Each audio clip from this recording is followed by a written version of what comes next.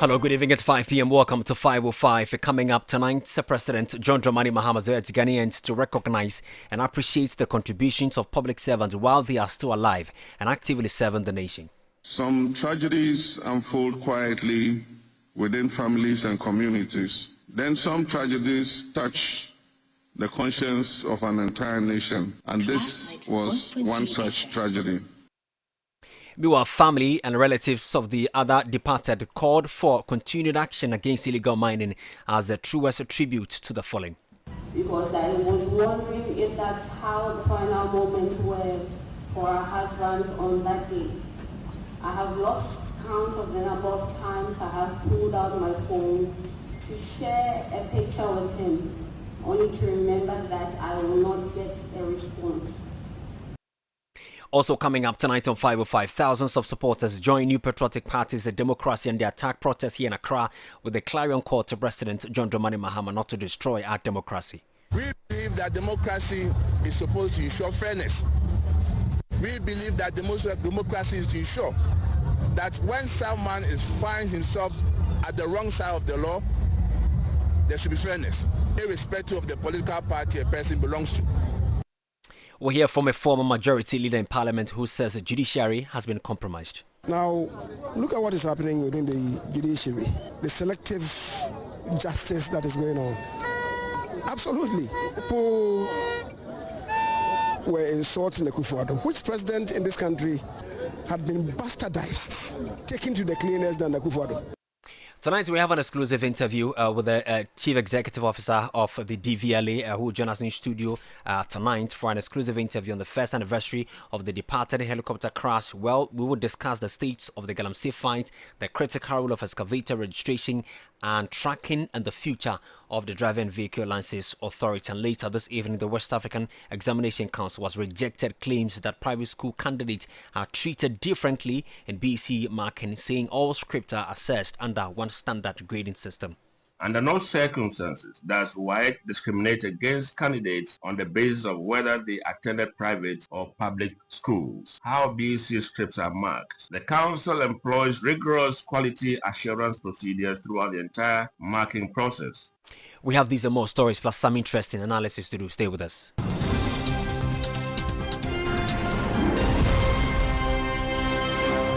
We're coming to you live from our studios here. Digital address 042-3598 North Laboni. Third Daddy Walk on Class 91.3 FM in Accra. Yours 11 Ho FM 92.5 Hills 91.7 at Daklu, both in the Volta region. Max Empire 96.9 at Bazawa in the Upper East region. Dagbon FM 102.5 in Tamale. Radio Part 96 in Spain. We're live on Facebook.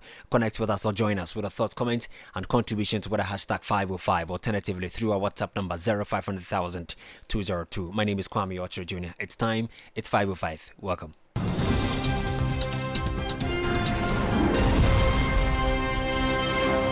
Well, 505 is always brought to you by Electroland Ghana Limited. Review scratch for win, MTN, and everywhere you go. The first story, President John Dramani Mahama says dedication and sacrifices of many men and women in public service often go unnoticed until tragedy strikes. The August 6, 2025 helicopter crash claimed the lives of Defense Minister Dr. Edward Mane Boama, Minister for Environment, Science, Technology and Innovation Dr. Ibrahim Mutala Mohammed, Acting Deputy National Security Coordinator Alhaji Muniru Mohammed Limuna, former NDC Vice Chairman Dr. Samuel Sapo, NATMO Deputy Director General Samuel Abuaje, and 3 Ghana Armed Forces personnel, Squadron Leader Peter Bafemi Anala, Flying Officer Manen Chuma Pofo, and Sergeant Ernest Ado Mensah. The Ghana Armed Forces Z9 helicopter crashed in Adanse Akrofum district of the Ashanti region while the delegation was traveling on official duty connected to efforts to combat illegal mining.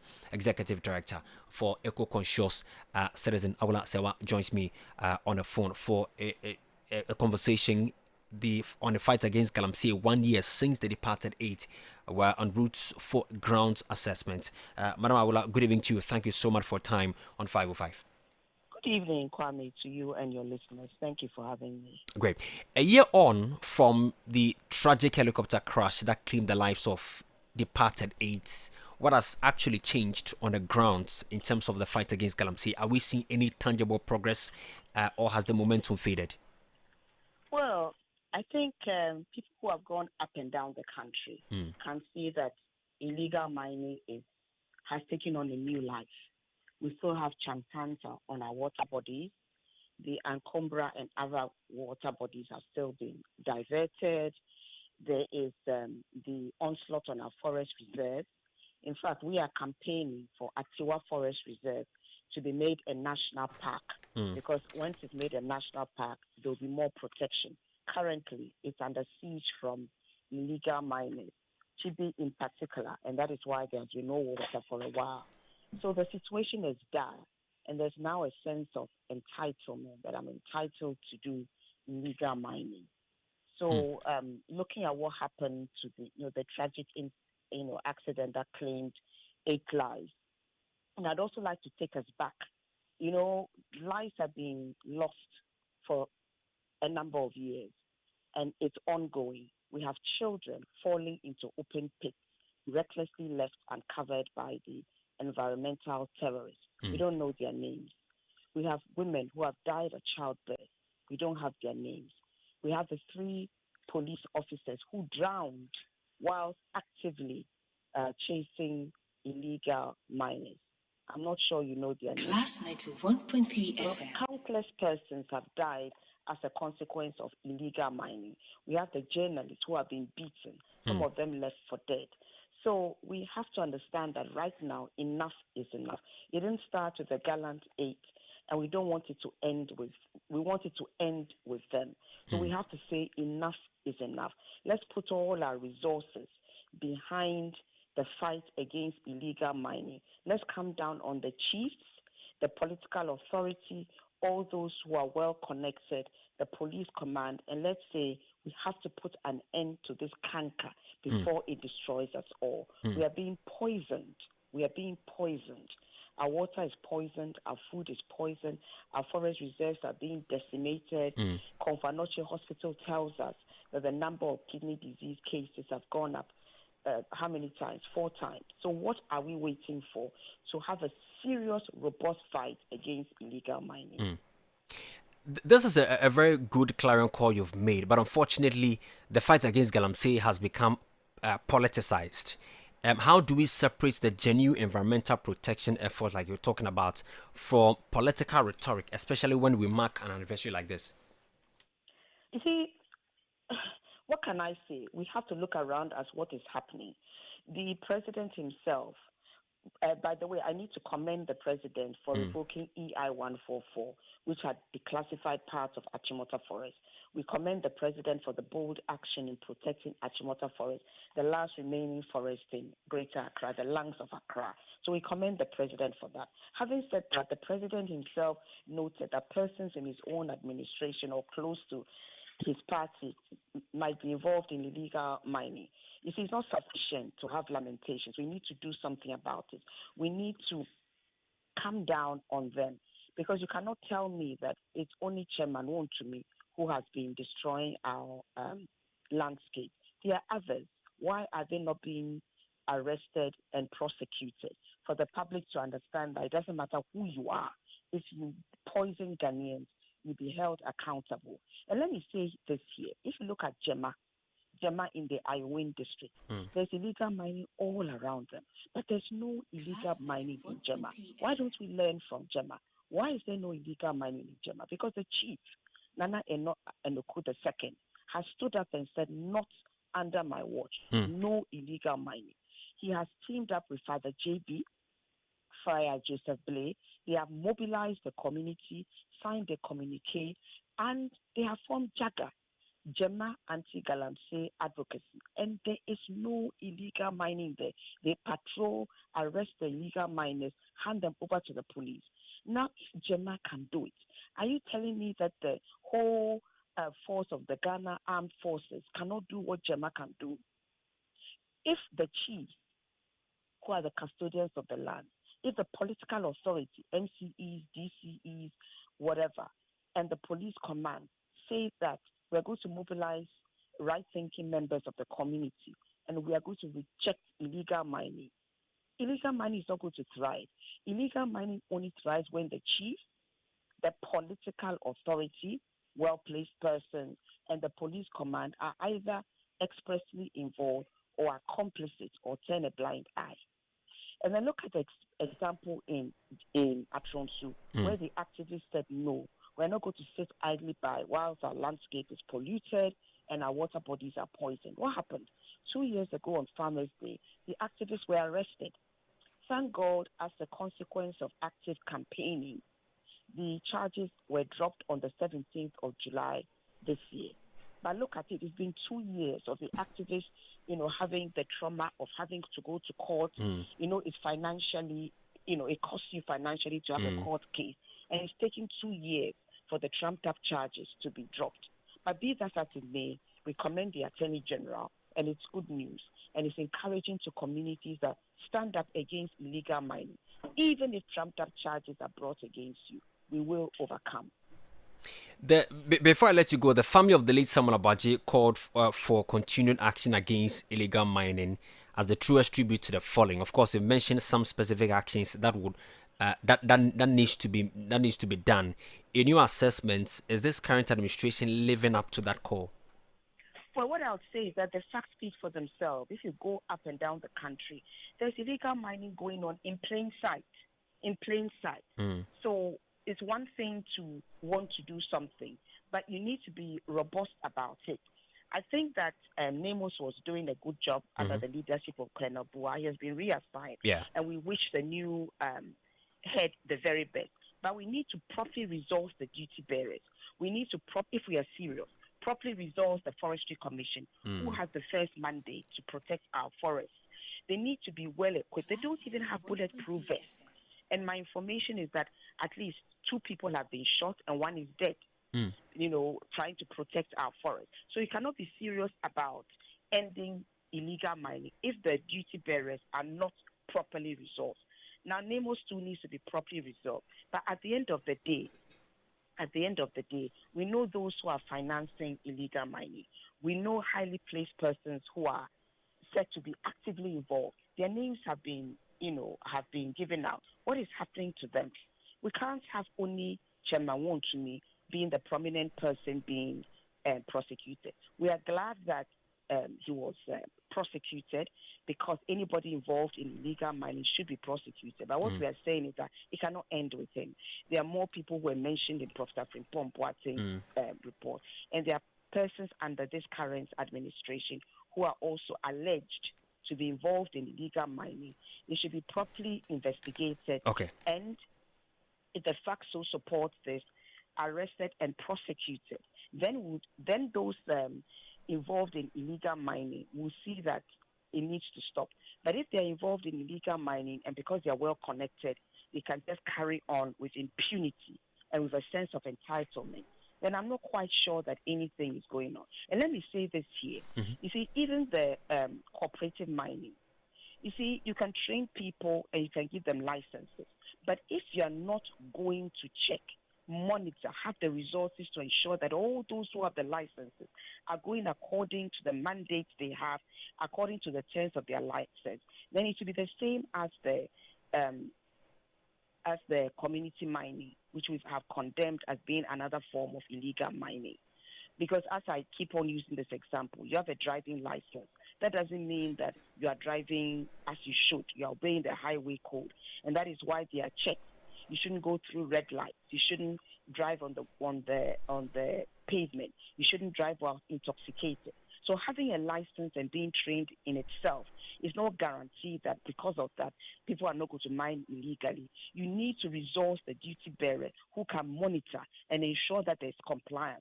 Those who are not complying, the law should descend on them as swiftly as possible. But if you just give people licenses and then you don't monitor, then that is not helping the situation in any way.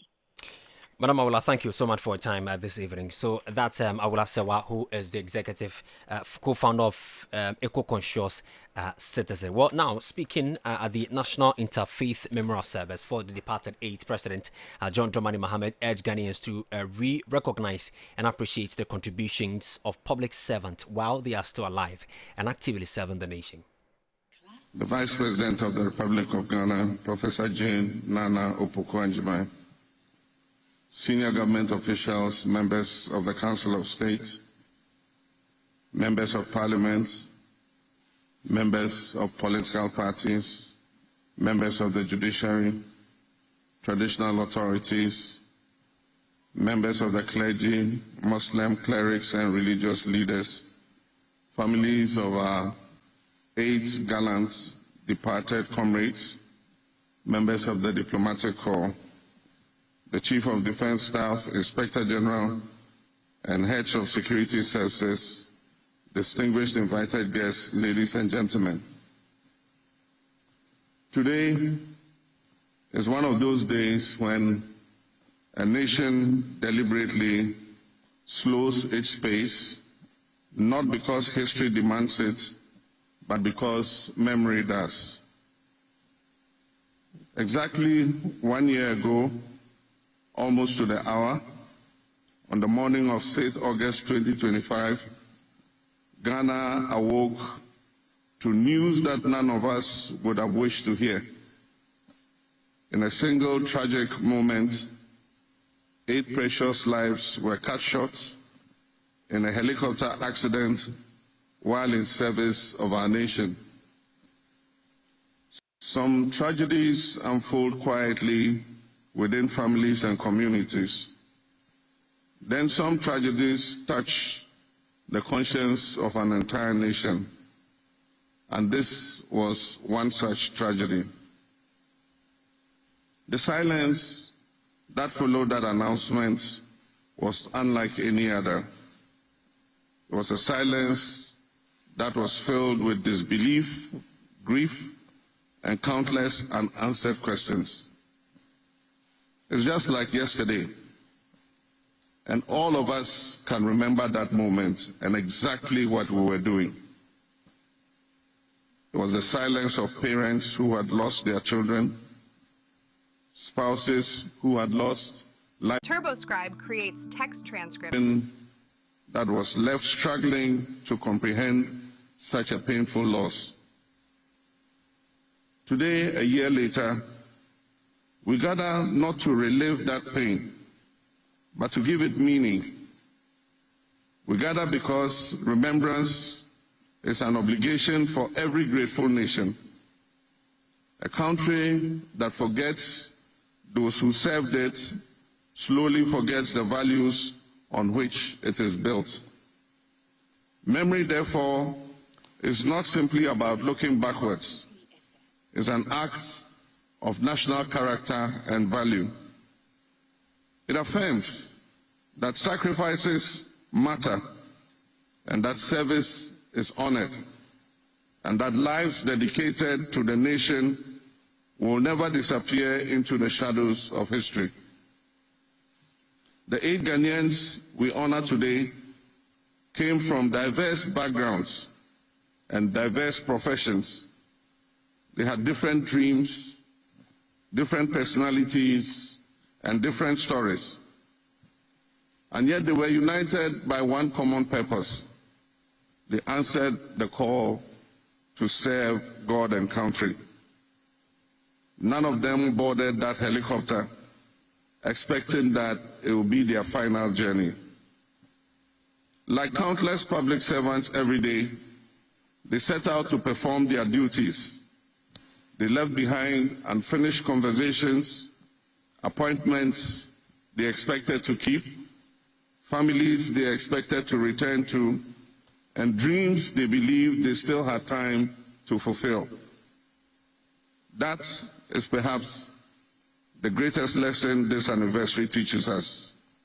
That life is fragile, that service is sacred, and tomorrow can never be guaranteed.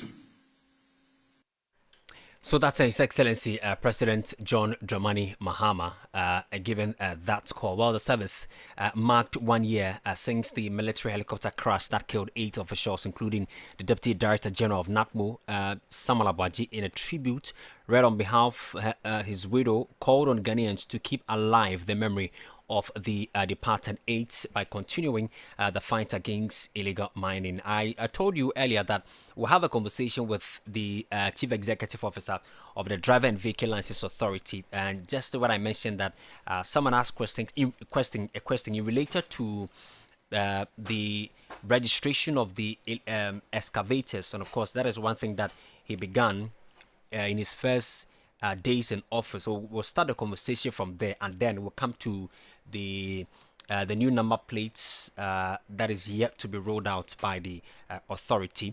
So my guest is the Chief Executive Officer of the Driving and Vehicle License Authority, Mr. Julius Nikwe Kote. Chief, good evening. Welcome to the show. Thank you very much. How are you doing? Very fine, thank you. I believe you are doing very well as well. I'm very good. How is the authority faring? First of all, let me say a very good evening to all listeners of this very astute station. Class Respectfully, kindly speak up a bit for me. Class 91.3 FM. Inspiring excellence. That's right. I am an ardent listener of this very program. Thank you. So, thank you very much. Very well. How is the authority faring ever since you took that office? The authority we took over from the NPP administration. I went into office in the month of February. I was appointed to the 3rd of January 2025. And I went into office in February. So far, so good. It's not bad. As we know, one of our biggest issues we have over there is the Guru Boys issue, lack of accessibility, and then loopholes. So far, the loopholes aspects, we brought some system that we call the IPP Pro, which currently gives you the specified or the specific amount you are supposed to pay per service. Okay. So now, first when you come there, the DVLE officer will select which one you are supposed to pay. And they select what they want, negotiate and put the rest in their pockets. But now you cannot do it anymore. You will get the actual amount you are supposed to pay, and that is what you are being billed for. The issue of the Guru Boys too, we are dealing with it strategically. One may ask how. We are now using accessibility to fight the Guru Boys. Now, assuming you stay in Osu or you stay in Jomoro, the closest office you can get is either you go to Axim or you go to the Takrade office. Now, you are going to renew your license, which is about 80 Ghana cedis. But you can imagine the car you pick, the transport fare, you pick there, you use there. So we are trying to see our possible best if we can bring the services closer to the doorsteps of our clients. Coming into office, we met 33 offices. Today, we have added 24 new offices within 1.5 years. And I changed the notion that DVLA needs to build its own office before you can operate in a district or in a town. Okay. So where we don't have offices and there are high magnitude of cars over there, we rent buildings over there and we operate over there. Let me give you a clear example of how that has really benefited us. We rented an office in Doma and we are operating in Doma. Okay. We used about 800,000 Ghana cedis for the office and the rent. Within 1 year, we've made in excess of 4 million Ghana cedis in Doma. Wow. So it's not good for us to, rent office. So that concept of we must build before we go, I've moved and shift from that very concept. Yes, so that is it. If you want, I can mention all the 24 offices to you for people to verify, to know that we don't just talk, but as for NDC, we walk the talk. We have opened the office in Adenta. That was our first office we opened, and Adenta runs 24-hour services. Apart from Adenta, which runs 24-hour services, all other regional offices have extended service. So they start as early as 6 a.m. and close at 10 p.m. Okay. So they run 2 shifts.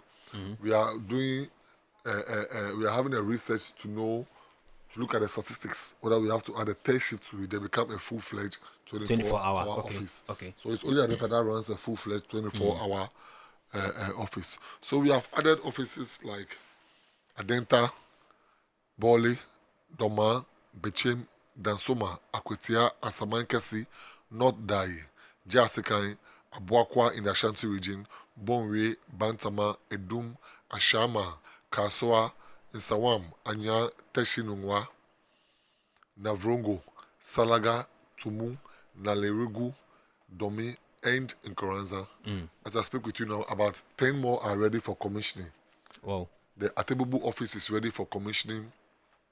JND office is ready for commissioning. Chifupraso office is ready for commissioning. Enchi office is ready for commissioning. Chebi office is ready for commissioning. Osino office is ready for commissioning. Asankegua office is ready for commissioning. Okay. Pokwasi office is ready for commissioning. Bodrasi office is ready for commissioning. I see. For the one in Kaswa, I can affirm that because that is close to me. So that's a good one. But let's come to a question that someone asked about. So a year ago, we lost 8 citizens, which you are very close to some of them. I'm close to 2 of them. 2 of them, very well. How do you reflect on the tragedy and a solemn call from the families, from the departed soul, and then how? Then we come to the excavator matter. When it took off, you revealed that thousands of excavators used in mining had never been registered with the DVLA. So let me say that last year, August, today's my father's birthday. Oh, okay. But it's no more. And also my uncle's birthday, but he is alive. Justice Kote Anna, let me say a very happy birthday, good happy birthday to him. We had a meeting at the Ministry of Lands and Natural Resource. And we plan on going on this very trip. Okay. But I cannot make it because that very day, the Ministry of Transport was organizing a seminar at Water Serene. Okay. So I had to go to PPA before we moved to Water Serene. Okay. I was at PPA and I heard of the incident. And a day before, I was speaking to Murtala Mohammed because I did some contract stuff for some MPs. Okay. And I did thing for him. Then, but about a week to that day, so I spoke to Dr. Omonibama, who called me very early in the morning to say that I'm doing very well and I should try and open an office at the Flagstaff House. Okay. Yes. So, it was today that I even deleted their numbers from my phone when I was at the program. I believe death is inevitable in every man's society. So, who are we to ask or to question God? May their souls rest in perfect peace. Alaji Muniru, I know him, but I've not been very close to him like Dr. Manibuama and Murtala. As for Dr. Manibuama, I have been extremely close to him. From my school days at the University of Ghana, he used to come to campus to educate us. Manibuama, Blackwa, Felix Kwachi, and Co. Sam George, they were all coming to speak to us. So I got to know him when I was in school in the University of Ghana. And he's been very astute. He's one person who has really helped me. I remember when I was going to South Africa for the South African Cup 2013, and then I wasn't getting a ticket. It was Obonibama and a black one spoke with Obonibama. Mama asked that I should meet him somewhere. He gave me the ticket code and I joined the flights to go. Okay. So, I mean, and then he was the Deputy Minister of Sports. Yeah. Yes. So, he's been an inspiring mentor and now he's no more. We will not depart from his rich legacies. And once again, I say Yako to the family. I see. Now let's talk about the excavators. The state of the excavators, those that was never registered. Currently, what is the state of that? Do we have all excavators registered with the DVLA? We don't have all excavators registered because some are being lackadaisical with the registration of the excavators that are inland. You know, there were 2 types of registration we're doing for excavators. One, the ones that were already inland and the ones that were coming from the port of entry. Okay. For the port of entry, you cannot dodge because we register you before we give you the excavator. The excavator is released for you. After you've sought permission from the Minister of Transport, we have to go through the registration process. Okay. But the ones inland, it's not everywhere that my technical officers can go. At the Galamsey pit, I've asked them not to go there because you don't know the kind of ammunitions the people have over there. That's true. So I've stopped them from going there. But the ones on the street, we've registered about 99% of it. And the ones at the port, we need a huge number, about 9,000 of them because of the big push and other things that are being done. But the ones on the land too, we need about 3,000 excavators. So we are now saying that any excavator that moves from the port of entry and gets on the Galamsey site will not go score free because the owner will be identified by DVLA. Okay, I see. So for those who are being lackadaisical in registering them. As for the ones at the shops, our compliance team goes around. But the ones at the Galamsey sites, I've asked them not to go in. And I believe NIMOS and the military will take care of that. I see. Now let's come to the digital reform that under your watch you want to be formulated, yet to be implemented. The digital number plate system is arguably a flagship reform with your outfit. What is the current state of that? Where are we in terms of that reform? Currently, we are done with the design, we are done with the legal regime. So now we don't have LI 2180 anymore. Okay. Amended LI 2519. Okay. That's the new LI. And this is what we're going to amend and put in all the new number plate designs. You can see them in the LI. All the new number plate designs are in the LI. Now, what we are saying is that the current number plate we have is not scannable. We are moving forward. We want to develop the current number plate you have. My brother, if you have if I have any issue with you, I know how to let the police grab you once you are not the culprit or you're not guilty of that offense. All I need to do is look at your car number, go and emboss it at the roadside, leave it for traces. Go and engage in something bad and leave it for traces. You'll be arrested, but it's not your own. And a security document like number plate, it's not everyone who should be embossing it. We have over 160 companies by the streets embossing number plates. You sometimes see them holding black and then the number plates, and they are just advertising on it. How can you be advertising embossing of number plates by the roadside? Even in Nigeria, where we claim the system is there are too many. There are about 150 million people. Such behavior don't exist in Nigeria. Excuse my language to use Nigeria. Such behavior, because of the population. Yeah. Such behavior don't exist in Nigeria. How much more about 35 million people in Ghana? So what we are saying now is that not anyone, anywhere, anyhow will emboss number plates. DVLA will control and regulate who embosses number plates. And it's going to be a one-time system. The system is going to manufacture plates. The same system will be used to emboss plates. The same system will give us a gantry. The gantry is like it's like a digital spy. When you are passing the number plate you are using is not from DVLA, it flags your car as a fake number plate for arrest. So immediately you'll be arrested? Of course, because of traffic tech, the police will be positioned at places beyond the national security CCTVs and then the toll booths. So if your car is passing, today I just had a meeting with the people coming to have the toll. If your car is passing and that number plate is not from DVLA, it means that either you've not paid duty on the car, or you've gone for a wrong number plate system from a different embossment company. Different embossment company. The embossment should be done only by the instruction of the authority called DVLA. So the embossment will be done by the DVLA and not any other embossment company. No, DVLA will regulate who we will allow to emboss. Okay. So there's going to be an embossment company officially designated by DVLA. On our premises. Okay. Now to be only on our premises. Across the branches. Every region will have one embossing company. Very well. So I can control the numbers. And the machine we are bringing embosses 1 million plates in 1 hour. So there's no rush. There's no rush. I see. So in every region, there's going to be an official regional office of the DVLA. Exactly. Where those embossements will be done. We have already. We already have offices of the DVLA across the country. It took this very administration the first time for us to have a DVLA office in Savannah region. There was no office in Savannah region. We've opened 2 offices there, the Bole office and then the Salaga office. Again, there was no office in the Northeast region. We went to open the Nalerugu office. We've added 111 office to all the regions in the north. And we are still doing more. I see. So when are we seeing the full rollout of this particular reform? The full rollout to every Ghanaian is 1st January 2027. I hope you have my presentation.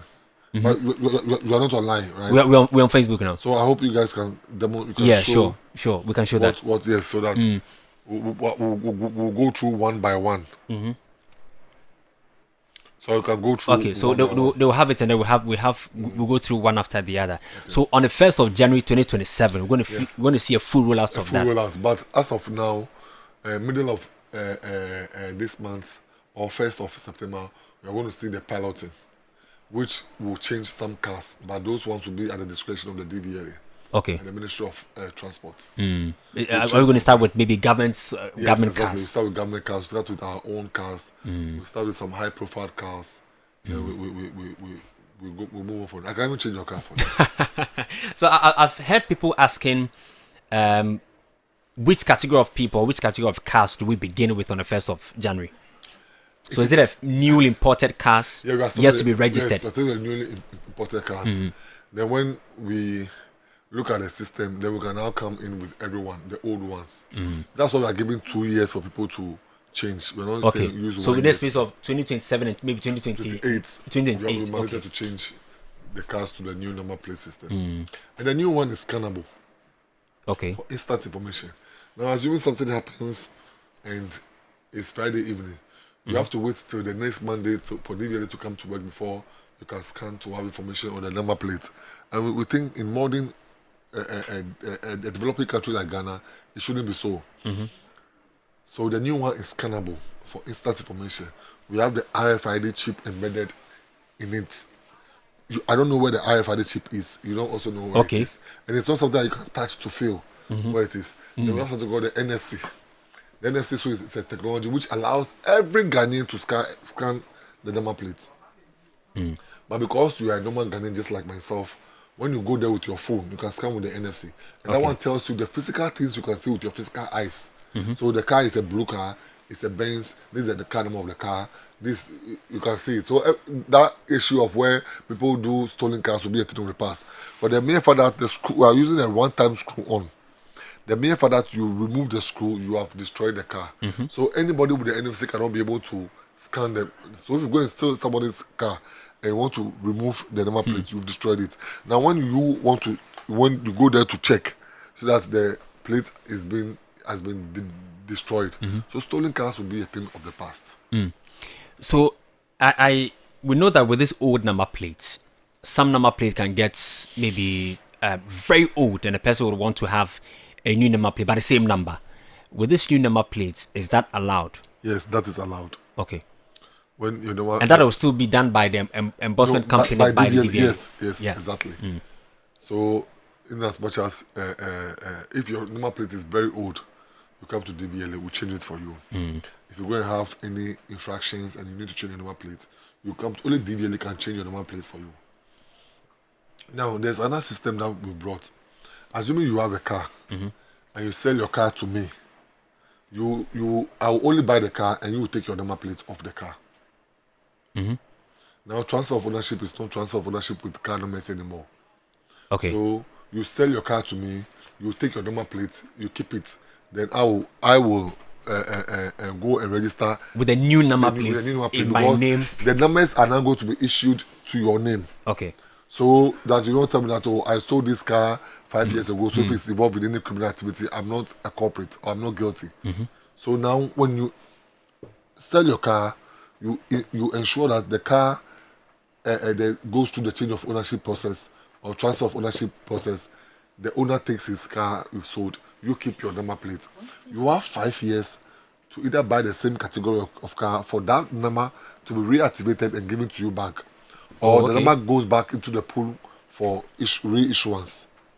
But if within that 5 years you don't buy that same category of car, then we have to give you a new number. So assuming you sell a saloon car, you want to buy a trailer, we can't issue that saloon car number to a trailer. But assuming as you sold the car, you want to buy the same category of car, the same saloon car, we can issue that number out to the saloon car. I see.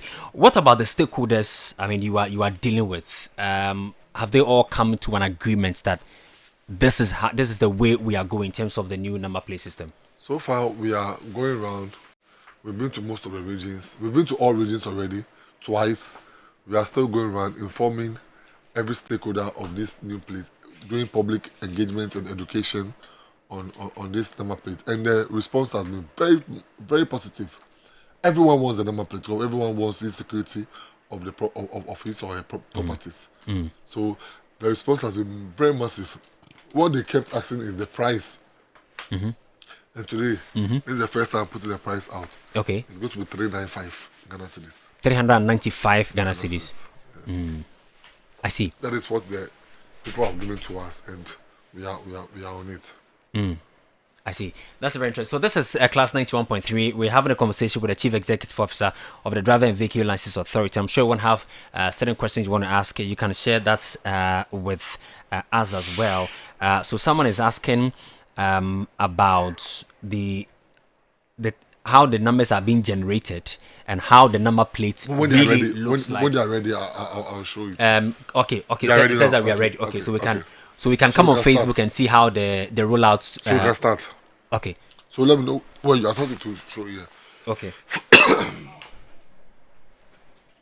Okay, so we can. So those watching on Facebook can see the conversation we're having. But Julius, you can continue with the presentation you're making. Let's start from here.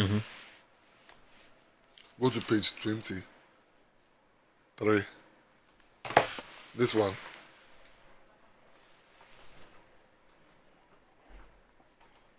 So let me tell you this one. Okay. Okay, so you can see, is it reflecting on the screens now? Yeah, they're working on it here, but I can see from there, so you can. Okay, so now we have something we call the Biennial Renewal Sticker. This is a circle. This will help us to be able to verify cars on our streets every 2 years. We have the Republic of Ghana, we have the Ghana flag, then we have the a watermark, which is Ghana a map. Yeah. Then we have Greater Accra, that's a region of registration. Sure. Now let me explain the number concept to you. Let me teach you this one first. You see there's GR over there. Yeah. GR is not for Greater Accra region. GR is the code for the Greater Accra head office. That's the NAMA office. Okay. Which was formerly located in 37. So that their code is the GR. The NAMA office code is the GR. The TEMA office code is GT. Wager office code is GW. Okay. Ashanti Regional Office Code, Kumasi is AS. Abuakwa Office Code is what? KB. So every office in DVLA has a code which is being used to issue number plates out. So the first two alphabets we have over there, they are constant. Okay.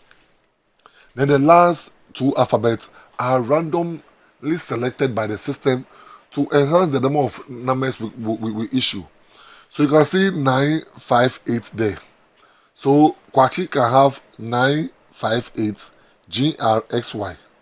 You can have 958 GRAA. I can have 958 GRAB. But assuming this guy was registered in Adenta, so that the first two numbers will always be AD.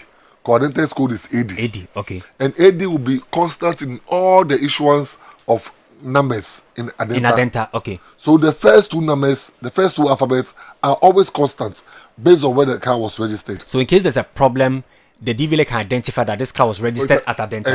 Exactly. Very well. So I hope you are clear with this. Yeah. So you can have number one, AD, AA. You can also, I can have number one. Number one like this. Yeah. AD, AA. You can have number one, AD, BB. Kwachi can have number one, AD, ZQ. Okay. So it's only the last two alphabets that keeps changing. Yeah, sure. That keeps changing. So this system gives us 6.7 million numbers. Wow. And the current one we have gives us only 10,000 numbers per prefix. Okay. So let's go down. This is for private vehicles. Everything, as it showing to you. Yeah, sure. This is for private vehicles. The same security feature, everything on it. This is for private vehicle. When you go down again, you see that it's the next one is a yellow plate. It's yellow. The yellow background. That is for commercial vehicles. This is for commercial vehicles. They have the yellow, and all this has RFID. Okay. But I don't know where the RFID is located, or it's being placed in the in the plate. When it comes again, these are for government vehicles. Let me show you something about this. See, there is 0402 over there. Yeah. The 04 is for the ministries, and the 02 is for the agency. Okay. So assuming this car is for DVLE, it tells you that DVLE is the second institution under the Ministry of Transport. And the Ministry of Transport is 04. So we've grouped all the we've coded all the ministries and the agencies under them. And this is why we issued that. And then you have the Pan-African colors, and the GVM shows that it's a government vehicle. And the next one, with the green strip beside it, is for electric vehicles. Oh, they also categorized? Yes. All electric vehicles now will have this color of plates. White background with green beside it. When you finish, you come to the diplomatic vehicles. Have you seen the red? Yes. This is the diplomatic. You see that the diplomatic vehicles, they are CD. CD, yeah. So have you seen the CD is there? So the CD is always constant at the first two. Okay. And the numbers follow. Yes, this for when you finish, CD, you have the consular call. The consular call to is CC. It's a white background with red writing on it. And that's the CC. And that's for the consular call. They are different from the diplomatic missions. Okay. Then we have the international organization plate. So like the car is for UN. The car is for World Bank. The car is for FAO. The car is for IMF. This is what the plates they'll be using. Red with blue strip beside it. And these are for trailers. Now trailers will have a different numbers from our private or commercial cars. And they will have a yellow strip beside them, beside the plate. Okay. And then these ones too, let me say this. So you've seen AD. Have you seen AD? Yeah. It tells that this trailer was registered in Adenta. Have you seen it? Yes. So that's the code for Adenta. AD. Very well. Now, the trailer, the head will have a different number, and the tail will have a different number. Why is that so? That is what the law says. Okay, but it's the same car. No, not the same car. Do you know why it's not the same car? You know, people rent the head and some people rent the tail. Okay, yeah. Some people have only the head, and some people only rent only the tail. Okay. So they can never have the same. So the tail is mechanically propelled, meaning by law we must register it. And we are going to give them a logbook, which is a digital logbook. If you move and you don't fill in the logbook, you have issues with the police. So it has two number plates. Would the logbook be 1 or 2? 1. Okay, for the driver. Very well. For only the driver. Okay. Yes. That's interesting. And this is for equipment. With a light blue strip beside it. It's for equipment. That's excavators and Greek equipment, or this is for them. You have a blue strip beside it. Okay. So you can separate the equipment from our number, our private plates. Okay. And this is for private motor. This is for private motor. You see, it's a deep blue with white writing on it. This is for private tricycles, quadricycles, and quad bikes. It tells you that someone can have a private tricycle. He is not using it for commercial. He alone uses it. Maybe yes. Do you know what brought this concept up? Someone registered one tricycle, and when we gave him the plate, he went to emboss his own tricycle and put the same number on other tricycles. Oh. Now, when you check, it will be the same tricycle. Exactly. There are different chassis numbers. Okada, Okada, These are our own Okada coming. I was about asking because you mentioned private motor. Yes. So it means that there's a public one. Yes, you know that this LI 2519, LI 2519 has made commercialization of motor riding legal. It has made commercialization of motor riding legal. So now it is legal to ride. Legal to ride. Do Okada business. Yes. Very well. It's legal to do okada business. But you need a plate. You need 2 helmets. You need a jacket, which DVLA will be supplying. The jacket? Yes. Is it part of the registration? Every region, yes. Okay. Every region will have its own color. Okay. Every motorbike will be given 2 helmets. Once you register, you'll be given 2 helmets. 2 helmets. So in a case where maybe after a year or 2, the helmet one gets missing, You can come and buy another one. Very well. Because the helmet you are going to use has also been specified in the law. So now anybody cannot just bring helmets and come and use it. Great.